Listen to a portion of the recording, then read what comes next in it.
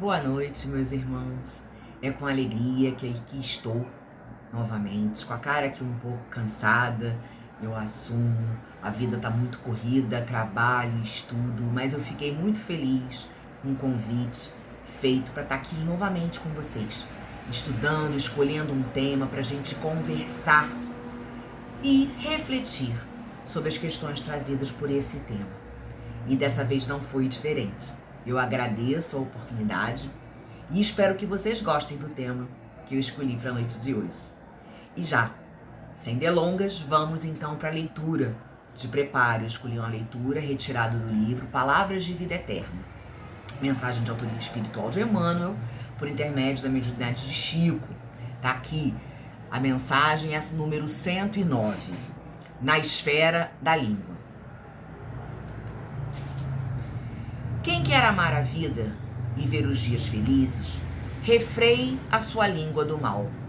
Quem nos disse isso foi o Pedro, nosso apóstolo Pedro, e está na primeira epístola de Pedro, capítulo 3, versículo 10. Reflete no bem que esperas na palavra dos outros, para que a tua palavra não se converta em agente do mal. Necessitando desse ou daquele concurso, agradeces ao companheiro que te endossa as solicitações com apontamentos de simpatia. No instante do erro, quando muitos te malsinam a invigilância, assinalas feliz a frase de entendimento do irmão que te justifica ou desculpa. De espírito desarvorado ante as provas que chegam em monte na luta de cada dia, consideras por recurso do céu a indicação generosa daqueles que te induzem à paciência. De coração obrigado a atitudes constrangedoras, observas que a ansiedade se te alivia perante a referência confortadora dos que te ofertam apoio e compreensão. Entre dificuldades amargas, diante da queixa ou da desesperação que te escampam da boca, bendizes o amparo de quantos te acalmam, usando notas de tolerância. Sempre que estiveres a ponto de complicar os problemas ou azedar o ânimo de alguém através da palavra, lembra o auxílio verbal de que precisas por intermédio dos semelhantes. Se aspiramos a desfrutar os tesouros da vida e do tempo, apliquemos a regra áurea na esfera de nossa língua. Insuflemos nos ouvidos alheios a tranquilidade que ambicionamos e falemos dos outros aquilo que desejamos que os outros falem de nós. Graças a Deus.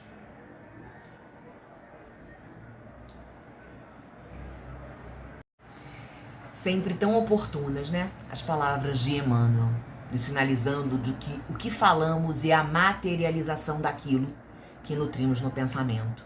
Então, para a gente modificar o nosso discurso, é preciso higienizar a nossa mente. Enfim, vamos ao nosso tema de hoje. Eu pensei muito em qual tema eu escolheria para a gente conversar aqui hoje. E aí, em especial, um veio na minha cabeça. Talvez, não sei, inspiração do meu amigo espiritual. E esse tema, ele tá lá retratado no Livro dos Espíritos, na parte primeira do livro, né, que trata das causas primárias, mais especificamente no capítulo 3, capítulo esse que traz o título da Acriação. E por que especificamente esse tema me saltou aos olhos? Porque eu acredito que ele, de alguma forma, como eu posso dizer, tenha sido um divisor de águas nessa minha encarnação. E aí vocês devem estar pensando daí, nossa, que assunto é esse que ela escolheu, né, pra gente conversar hoje? Então, deixa eu compartilhar um pouco da minha trajetória, da minha experiência aqui terrena. Eu fui criada num berço católico, até aí vocês devem estar pensando, normal, né? Grande parte das pessoas começaram, né, foram criadas dentro dos princípios da religião católica. Mas, gente, quando eu falo de berço católico, era católico mesmo, tá? Tipo, vovó e vovô auxiliavam o padre, tocavam órgão na igreja, faziam parte da coordenação dos casais. E aí tinham um monte de encontro. Enfim, tinham atividades de boa, de domingo a domingo. E mamãe também era mega, super devotada. Enfim, mamãe nasceu no dia de Santa Cecília. E a igreja era de Santa Cecília, dia 22 de novembro. Daí o nome escolhido para mamãe. Mamãe se chamava Cecília. Então, nesse contexto familiar, quem é que chega ao planeta? Euzinha. E eu sempre fui um espírito um tanto quanto contestador, questionador. Tudo para mim precisa ter uma explicação, mesmo que eu não tenha capacidade de compreender a fundo essa explicação, ela precisa ter uma lógica para mim. Percebe? Então, quem me conhece sabe, eu inclusive carrego, né, essa característica até hoje, eu sou questionadora até hoje. Mas enfim, chega ao seio da família Sampaio, minha família, esse espírito questionador, que tudo queria saber. E desde pequena, né, desde picucha, segundo a mamãe, eu questionava por que tinha um ritual assim, ou assado, um dogma específico, enfim. E nessa época eu tinha um amigo, desde pequenininha, nós fomos criados juntos, e ele era hemofílico. Então, ele sempre teve uma saúde bem complicada, gente. A hemofilia, né, pra quem não sabe, é um distúrbio genético que impede a coagulação correta.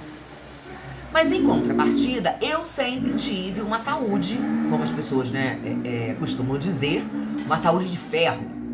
Eu não tive nenhuma doença de infância. Diferente desse meu amigo, eu sempre tive um sistema imunológico forte.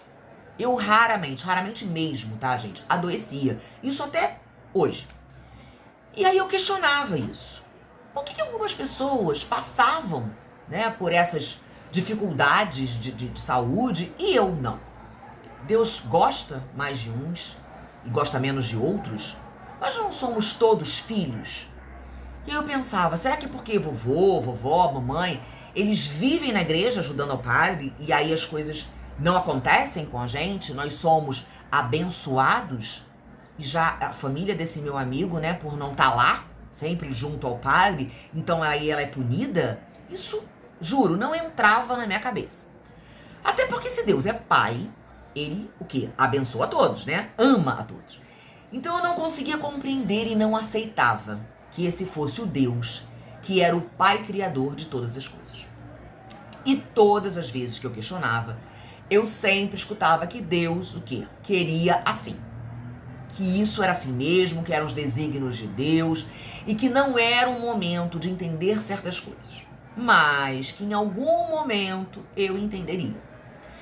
Então assim fui. Eu fui levando essa trajetória, né? A trajetória de uma pessoa criada dentro da visão católica. Logo eu fui pequenininha, né? Fui batizada, fiz primeira comunhão, eu frequentava a missa, grupo jovem, enfim. E aí chegou o momento da crisma. Eu deveria ter mais ou menos uns 15, 16 anos nessa época. E foi também nessa época que esse meu amigo, ele faleceu, né? Como se entende, né? Na religião católica. Não precisa dizer que eu fiquei muito triste e muito revoltada. Até porque a falta de conhecimento, né, do que ocorre com cada um ao deixar aqui o planeta, e principalmente porque nessa época eu não tinha a mínima, a mais remota ideia do que era a reencarnação, né, que o espírito não morre, enfim. A falta desse conhecimento deixa realmente as pessoas revoltadas. Porque, para pensar, você precisa acreditar em alguma coisa que, na verdade, você nem sabe o que é. E aí vocês imaginam, o meu espírito, que já era um tanto quanto questionador, passando por uma situação dessas. O quanto eu fiquei mais e mais contestadora. Mas, para a alegria da família, eu aceitei e lá fui eu para a crisma. E para quem não sabe, a crisma, ela é entendida como um momento da confirmação das promessas batismais. Ou seja, a grosso modo, ocorre uma catequese com foco na vivência cristã, no conhecimento e na compreensão dos desígnios do Pai. Aí eu falei, opa, pera aí, cá com os meus pensamentos, agora é o momento das coisas ficarem, né, um pouco mais esclarecidas, um pouco mais lógicas, né? Esse é o tal do momento que me disseram. E dos vários questionamentos que eu tinha, especificamente, gente, estava sempre rondando a minha cabeça, tá? Sempre. E que questionamento era esse? Exatamente o assunto do nosso estudo de hoje, não é por acaso. Por isso até que eu contei um pouquinho dessa passagem da minha vida para que vocês pudessem compreender, né, a importância, o porquê que eu escolhi esse tema, a importância desse tema para mim. Então, dentro do capítulo 3, da parte primeira lá do Livro dos Espíritos, o capítulo 3 fala da criação, né, como eu já citei anteriormente, eu escolhi um subtema, diversidade das raças humanas. E aí, por que eu escolhi esse?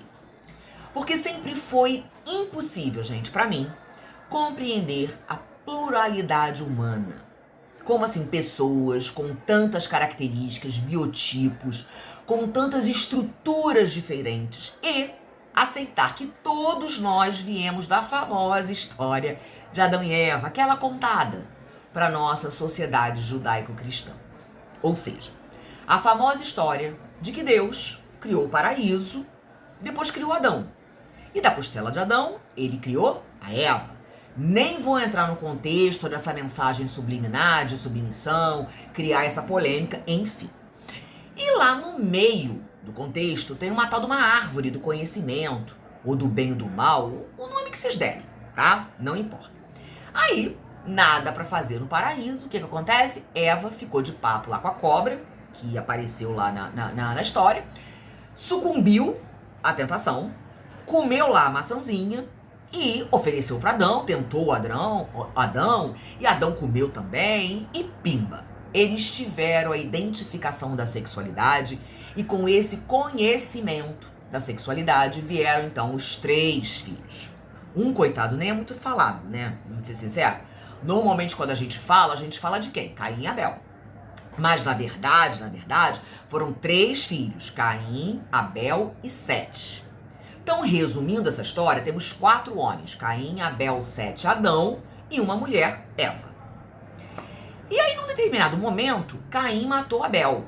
Então, já tivemos uma baixa nessa população. Vocês concordam? Beleza, vamos continuar. Além disso, Sete também resolveu ir embora da linha, né? Falou, não vou ficar mais aqui. E nas andanças ele encontra filhos e filhas de outras nações, resultando na população que hoje vemos. E isso tá lá, tá, gente? Tá lá escrito, não estou inventando nada, não.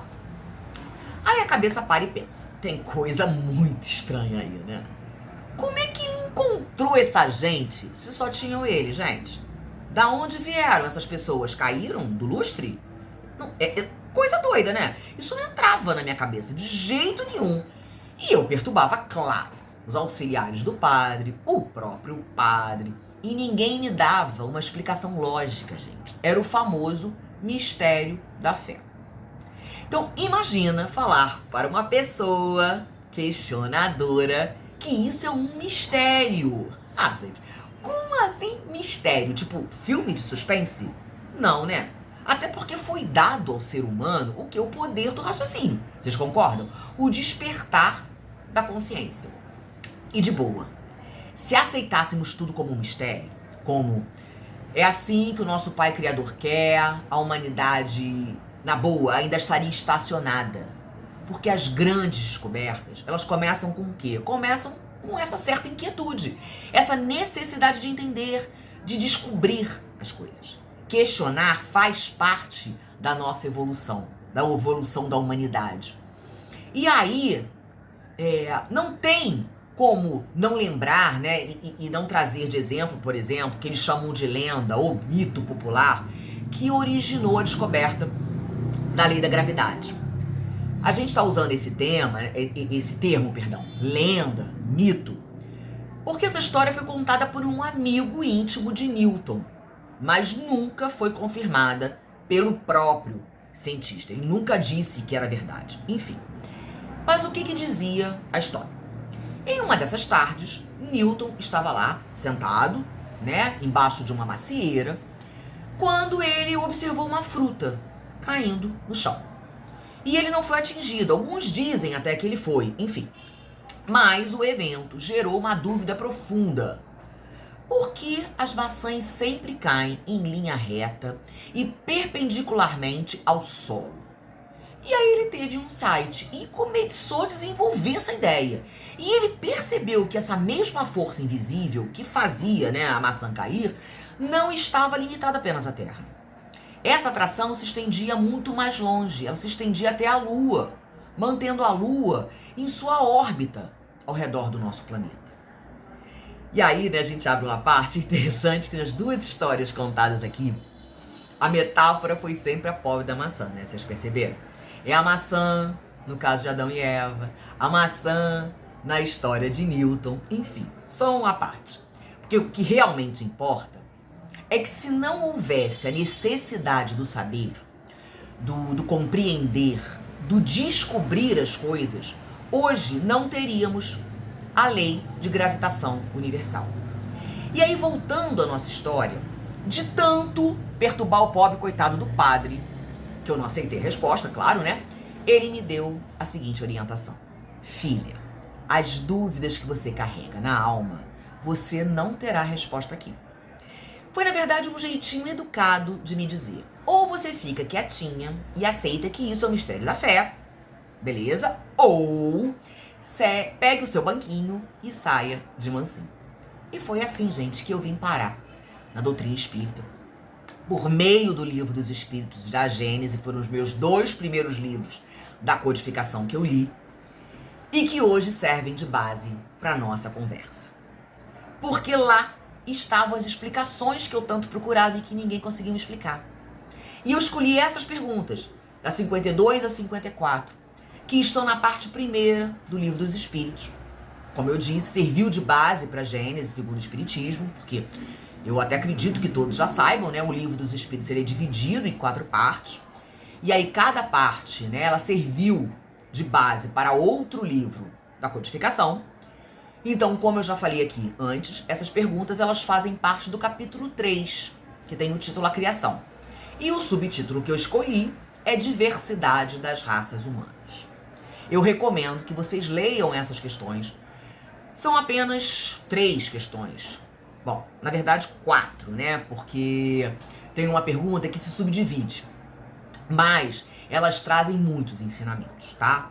Ensinamentos como a origem e a adaptação da espécie, ensinamentos como igualdade espiritual, evolução contínua, enfim, são vários ensinamentos, mas vamos com calma. Bom, tempo para a água. O primeiro ponto que a gente quer trazer aqui, de reflexão, é o próprio subtítulo, Diversidade das Raças Humanas. E aí a gente abre novamente um parêntese. O termo raça, ele é utilizado, né, por Kardec no Livro dos Espíritos, até porque ele foi publicado, né, em 1857, ou seja, há 169 anos. E tempos atrás, acreditava-se que o homem possuía diversas raças, que eram diferenciadas por cor de pele, por formato do corpo, por cor de cabelo, pela cor dos olhos, enfim, características externas que entendiam como raças diferenciadas. Então tínhamos a raça negra, a raça branca, a raça amarela e por aí vai. No Brasil, inclusive, esses conceitos eram aceitos até bem pouco tempo, tá? Mas, a partir do projeto Genoma, que foi uma iniciativa científica internacional, e ela foi finalizada, se eu não me engano, em 2003, essa ideia foi por terra. Por quê? Porque o projeto Genoma, ele mapeou e sequenciou quase a totalidade, 99%, gente, do DNA humano, constatando que as diferenças genéticas entre as diferentes raças, como era entendido, eram insignificantes. Foi daí que, do ponto de vista científico e genético, passou-se a compreender que não existem raças humanas. Temos apenas a espécie humana. E ela é única, né? Originária do nosso Homo sapiens. Então, gente, o termo raça foi considerado uma construção social. E um termo, historicamente, vamos ser sinceros, associado à desigualdade. Ele até ainda é, né, utilizado principalmente como ferramenta estatística para medir as desigualdades, para implementar políticas públicas. O IBGE, por exemplo, o Instituto Brasileiro de Geografia e Estatística, ele utiliza o quesito cor ou raça no Brasil, reconhecendo como uma categoria, só que uma categoria de identificação étnico-racial, não uma categoria biológica, tá? Porque hoje entende-se que o termo apropriado seria etnias, ou seja, grupos sociais, grupos culturais, pelos quais o indivíduo se desenvolveu. E se a gente for olhar aqui, né, no nosso quadradinho Brasil, o Brasil ele é formado por diversas etnias, com tradições, com costumes e com crenças diferentes. Então, ao longo do nosso bate-papo, nós utilizaremos o termo correto, tá? O termo etnia, ok? E aí, voltando para as perguntas feitas por Kardec, basicamente ele faz os seguintes questionamentos. Primeiro, ele pergunta de onde vêm essas diferenças físicas e essas diferenças morais que distinguem as variedades de etnias na Terra. O segundo questionamento, ele pergunta se o homem surgiu de muitos pontos do globo ou se ele surgiu num determinadozinho lugar do paraíso. Brincadeira. E aí, pegando por base a resposta dos espíritos a essas duas questões, que já falaremos disso, bom, vamos aprofundar cada pergunta mais pra frente. Kardec faz o último questionamento. Já que a espécie humana não veio de um só indivíduo, eu já dei spoiler, os homens devem deixar de se considerar irmãos? Então, são basicamente essas perguntas, tá? Elas norteiam, que vão nortear, né, as nossas reflexões de hoje. Então, vamos lá. Retornando às perguntas. De onde vêm essas diferenças físicas e morais que distinguem as variedades de etnias na Terra? E os espíritos são categóricos. Do clima, da vida e dos hábitos. E aí os espíritos dão um exemplo com relação à moral. Eles dizem, duas crianças da mesma mãe, por exemplo, educadas uma longe da outra, de maneiras diferentes, costumes diferentes, podem não se assemelhar em nada quanto à moral. Então, o primeiro ponto que temos aqui é que as tais diferenças físicas e morais se distinguem em virtude do clima, da vida e dos hábitos. Ou seja, a forma de viver cria diferenças. E o grande exemplo de adaptação da espécie humana está exatamente, sabe aonde, gente? Na mudança da tonalidade da pele. E sabem quem é o fator determinante para essa miscigenação de cores? Vocês sabem? Então, vou dizer para vocês. O nosso tão querido astro-rei, o Sol. A cor da nossa pele é uma adaptação evolutiva para regular a quantidade de radiação ultravioleta, os chamados UVs, que penetram na pele, protegendo o ácido fólico e permitindo a síntese de vitamina D. Então, uma pessoa tipo eu, da minha tonalidade de pele, tá? Precisa só de 15 minutinhos de sol para ficar um pimentão se eu não utilizar filtro solar. É isso. Outras pessoas de tonalidades diferentes são mais resistentes. E por que as peles reagem, né, de formas diferentes? Então, por causa dos pigmentos que ali se encontram. O mais conhecido, né, mais badalado, é uma molécula conhecida como melanina. As peles mais escuras, elas possuem mais melanina do que as peles mais claras. E a melanina, ela é produzida pelos melanócitos. Tá, o que são eles, né? São células localizadas na epiderme. Então, todos os seres humanos possuem a mesma quantidade de melanócitos. O que difere é a capacidade desses melanócitos, as células, produzirem melanina. Beleza? E daí a gente entende por que os espíritos esclareceram, lá na resposta a Kardec, que as diferenças das variadas etnias vêm do quê? Do clima, da vida e dos hábitos. Por quê? Porque milhões de anos atrás, gente, essas diferenças não existiam, tá? O corpo dos nossos antepassados era coberto de quê? De pelos grossos, que os protegiam do sol, não é mesmo? Habitando que em locais da África, em que os alimentos e que a água eram abundantes.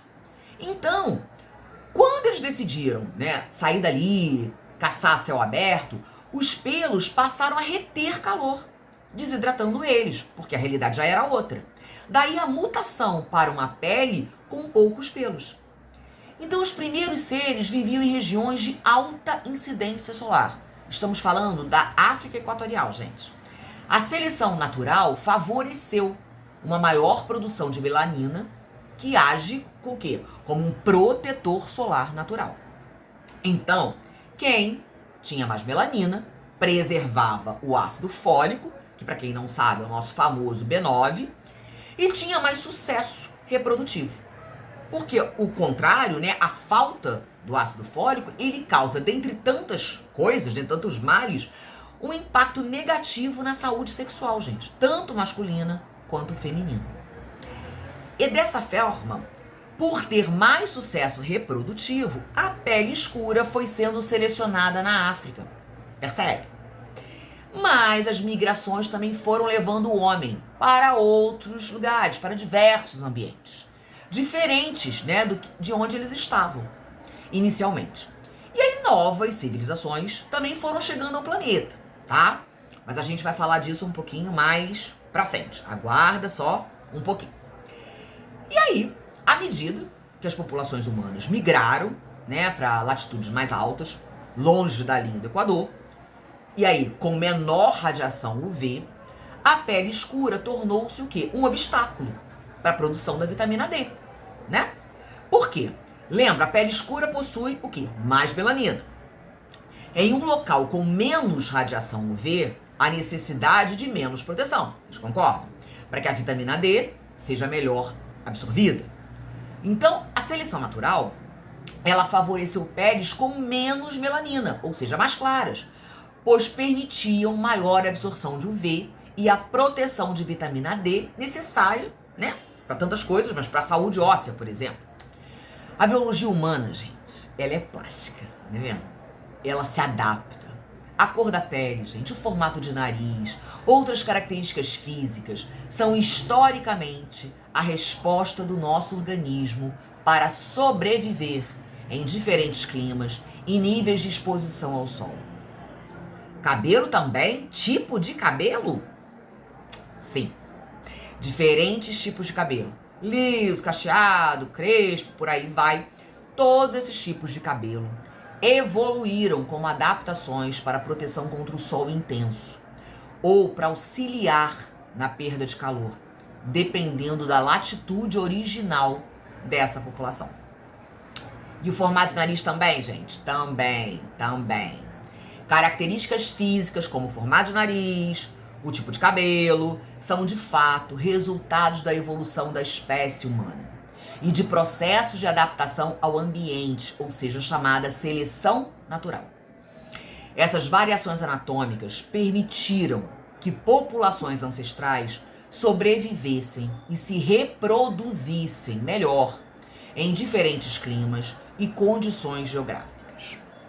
Só para vocês perceberem, nos climas frios, nos climas secos, as populações ancestrais que viviam nessas regiões frias, nessas regiões secas, desenvolveram ao longo do tempo narizes mais longos e estreitos. E aí vocês me perguntam por quê?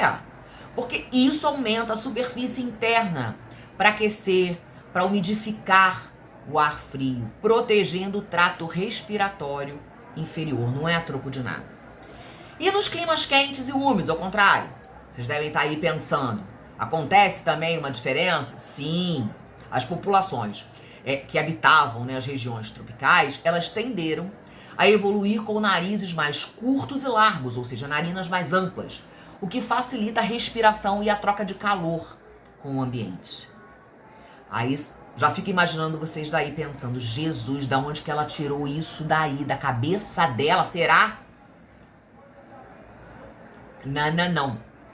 Na verdade, todas essas informações fazem parte de teorias, e uma delas é a teoria clássica da antropologia. Ela é de 1890, tem um tempinho. É chamada, se eu não me engano, de regra do nariz de Thomson. E o que vem a ser essa regra? É um conceito antropológico, né, formulado pelo anatomista Arthur Thompson, se eu não me engano o nome dele, que estabelece uma correlação direta entre o clima de uma região e o formato do nariz das populações nativas. Há pouco tempo, tá, gente, essa teoria foi ratificada. Foi publicado um artigo na revista Genetics pelo cientista Max Shiver, confirmando a teoria, decorei esse nome. Shiver fez uns testes mais modernos, claro, mais recentes, né, com crânios em 3D. E ele confirmou, tá, a teoria que já se falava lá, ó, no século XIX. E aí, por que a gente está falando isso, querendo dizer com isso? É para mostrar que já passou da hora das pessoas entenderem que a tonalidade da pele, a cor do cabelo, a cor dos olhos, o formato de nariz, isso, gente, tem a ver com o processo evolutivo da espécie para se adaptar ao clima, onde eles foram colocados, claro, para passar pela experiência terrena, com o propósito de se desenvolverem e de cumprirem o que foi pactuado lá com Jesus no nosso planejamento reencarnatório. Ninguém é melhor do que ninguém, muito menos superior a alguém, por ter uma tonalidade de pele, um formato de nariz, um tipo, sei lá, de cabelo, de olho, X, Y, Z. Só existe uma superioridade que todos nós devemos almejar, e almejar mesmo, que é a superioridade moral. Deixa eu beber água, eu tô falando muito aqui, peraí. Outro ponto levantado por Kardec foi a questão do povoamento do planeta. Não sei se vocês lembram. O homem surgiu de muitos pontos do globo ou surgiu num lugar só? Foi essa a questão. E os espíritos esclarecem que sim, eles surgiram em várias épocas, motivo até dessa, né, diversidade que temos. E os homens foram se espalhando pelo planeta. Umas etnias se aliaram às outras, formando novos tipos. E aí, não tem como não falar de um livro importantíssimo, que eu reli há pouco tempo, que retrata os bastidores espirituais da história da Terra. Desde a sua formação, quando o nosso mestre, que já era um espírito crístico, né, e já era governador do nosso planeta, vem de lá até os momentos atuais de transição planetária, né, o nosso mundo rumo à regeneração. Eu acredito que todos conheçam esse livro, mas caso não conheçam, eu mega super recomendo, indico. O nome do livro é A Caminho da Luz, com essa mesma dobradinha tão querida de todos nós, Emmanuel e Chico Xavier. E aí, o que a gente tem? Nesse livro, Emmanuel nos traz uma história que também é contada em outro livro, tá, gente? Exilados de Capela, a mesma história. Ela traz a questão de Capela, que era uma estrela na constelação de Cocheiro, e que passou por esse momento, né, de transição também, assim como o nosso planeta está passando. E lá também existiam espíritos que já não estavam afinados com esse mundo, né, que esse mundo que estava se formando lá, né? E aí eles foram convidados por Jesus a encarnar no planeta Terra, em auxílio à formação desse nosso novo mundo, em auxílio ao progresso dos povos ancestrais que aqui já existiam, como uma forma de evolução, tanto do planeta quanto deles próprios. E aí foram basicamente 4 povos exilados de Capela, que chegaram ao planeta Terra, né, em momentos diferentes.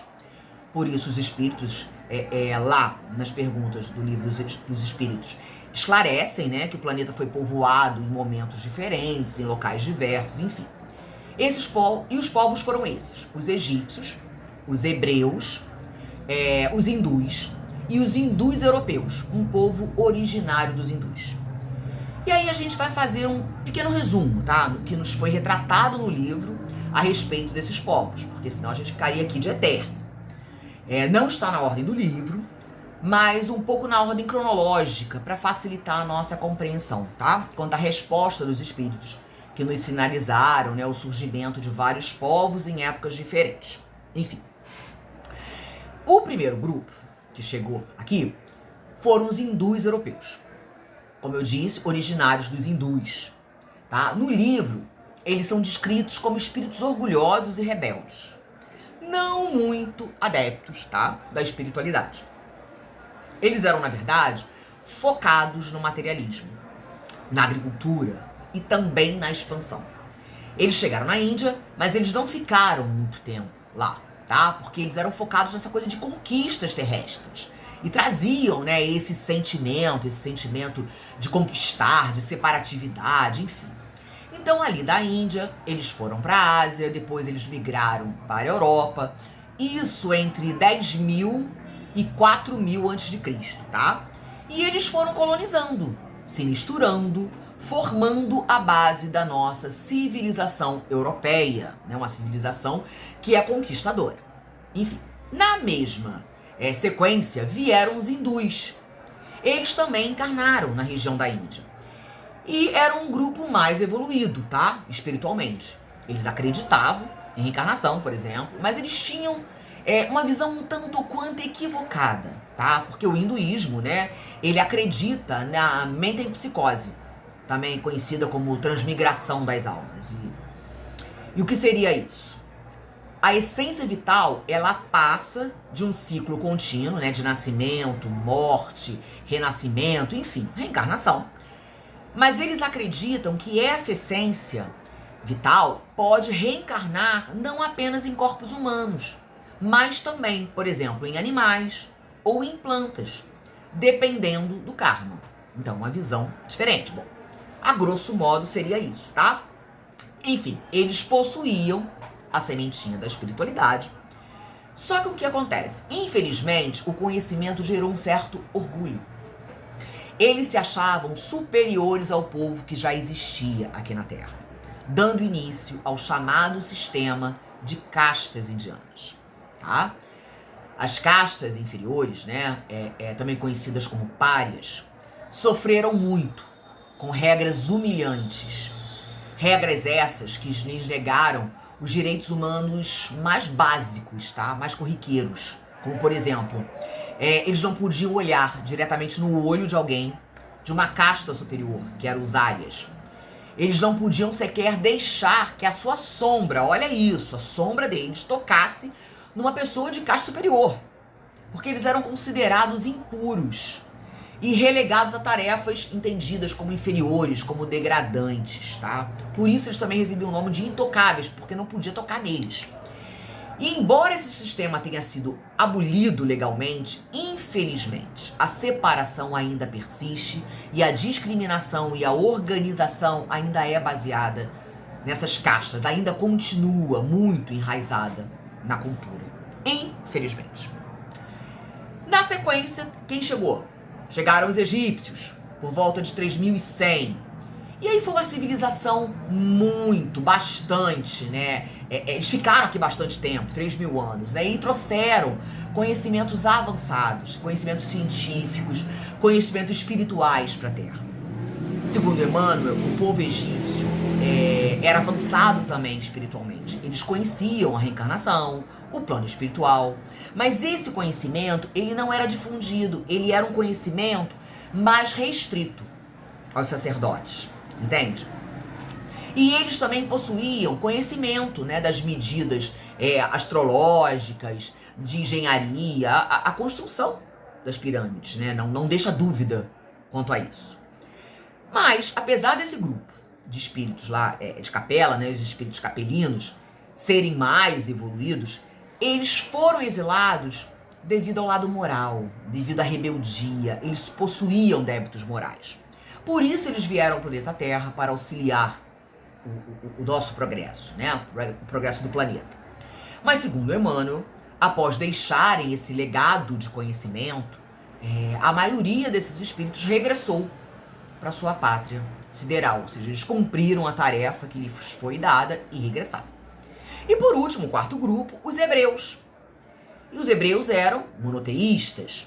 E foi uma civilização muito marcada, né, pela caminhada de intensas lutas expiatórias, os filhos de Abraão. Emmanuel destaca a jornada histórica do povo hebreu como uma trajetória de dores e perseguições. E interpretada, né, pela luz da reencarnação como uma trajetória necessária para a evolução e regeneração dos espíritos que ali estavam. Bom, eu sei que o resumo ficou um tanto quanto mais extenso, né, do que eu imaginava, tô olhando aqui o tempo, mas serviu, né, para ilustrar as informações dos espíritos, trouxeram a Kardec e ratificar a compreensão de que somos todos da mesma espécie, pertencentes da mesma família espiritual e, portanto, irmãos em Deus. E por que é importante, né, falar, trazer esse estudo sobre as diferentes etnias? Porque, gente, ainda hoje, apesar de todos os ensinamentos trazidos pelo mestre há mais de 2000 anos, o preconceito ainda grita em nossa sociedade. Ainda existem irmãos que se acham melhores, que se acham superiores, por ter uma conta bancária mais abastada, por terem uma certa tonalidade de pele. E aí, a gente lembra o que o mestre nos disse. Bem-aventurados os misericordiosos, porque alcançarão misericórdia. Bem-aventurados os puros de coração, porque verão Deus. Jesus nunca se importou com a cor da pele daqueles que o seguiam. Jamais fez diferença entre pobres e ricos. Ele só alertou, tão somente para a importância, para a necessidade de que a riqueza fosse aplicada para o bem de todos. Seguindo e aprendendo com Jesus estavam homens e mulheres, os quais continuaram os caminhos com ele, o que aprenderam com ele até o fim dos seus dias, e que continuam nas esferas espirituais, ao lado do mestre, trazendo-nos bons conselhos. O que o Pai Criador nos pede é que sejamos pessoas melhores, mais justas, mais honestas, mais fiéis aos ensinamentos. Que nossa língua não seja instrumento de tortura, que não seja instrumento de destruição. E que os nossos pensamentos sejam voltados para a nossa elevação espiritual. Que as nossas ações sejam para a prática da caridade. E que jamais façamos a alguém o que não gostaríamos que nos fizessem. Portanto, chegou a hora mais do que tardia, tá? Para reconhecermos que a mudança real começa dentro de cada um de nós. É necessário questionar nossas próprias atitudes e crenças, desafiar nossos preconceitos, nossos estereótipos enraizados de gerações em gerações, porque a origem do preconceito, ela repousa em nossas próprias características inferiores. Ela repousa, sabe aonde? No egoísmo, no orgulho, na vaidade. Então, combater o preconceito, né? O racismo, que é um exercício direto, para combater isso, é a necessidade de um exercício direto de autoconhecimento e caridade. Que cada um de nós se comprometa a agir, a educar-se, a promover atitudes de amor, de respeito, de igualdade, em todas as esferas da vida. Porque somente assim, gente, poderemos construir um mundo onde o preconceito, seja ele de qual for, seja passado e que a fraternidade seja a base das nossas relações humanas. Que possamos refletir pelos ensinamentos, perceber que todos nós, que o espírito não tem cor, que o espírito não tem sexo, gênero, que o espírito ele tem experiências terrenas. E que todos nós passaremos por todas as experiências que forem necessárias. E que possamos olhar os nossos irmãos como os irmãos em Cristo, que precisam da nossa união nessa luta de esclarecimento aos demais irmãos que ainda não conseguem perceber. E quando a gente fala de luta, não é brigar com o irmão, mas é esclarecer, elevar o nosso pensamento, a nossa palavra, as nossas atitudes, a exemplificar o mundo que queremos para todos nós. Um mundo de igualdade em que somos todos iguais perante ao Pai, amados pelo Pai, do jeitinho que nós somos. Que possamos refletir, analisar as nossas atitudes, ensinar os nossos irmãos. As nossas mudanças podem ser em pequenas coisas. Cuidado com as nossas palavras. Há palavras, expressões que usávamos no passado, hoje já não fazem mais sentido. Precisamos sim nos reeducar. Todos nós precisamos aprender e auxiliar ao nosso próximo a também aprender, para que possamos ter esse mundo tão sonhado, esse mundo de regeneração, essa nossa regeneração que começa dentro de cada um de nós. E aqui a gente vai ficando. Eu agradeço muito a oportunidade. Como eu falei, esse é um tema que para mim ele traz uma alegria muito grande. Foi o divisor, como eu falei, né, de águas, né? Foi praticamente ele, em que eu fui convidada a procurar essas respostas em outro local. E aí eu quis trazer isso para vocês. Espero que vocês tenham, né, compartilhado dessas experiências e que a gente possa, numa outra oportunidade, se reencontrar para conversar sobre um outro assunto. Um beijo enorme, que a paz do Mestre continue em seus corações.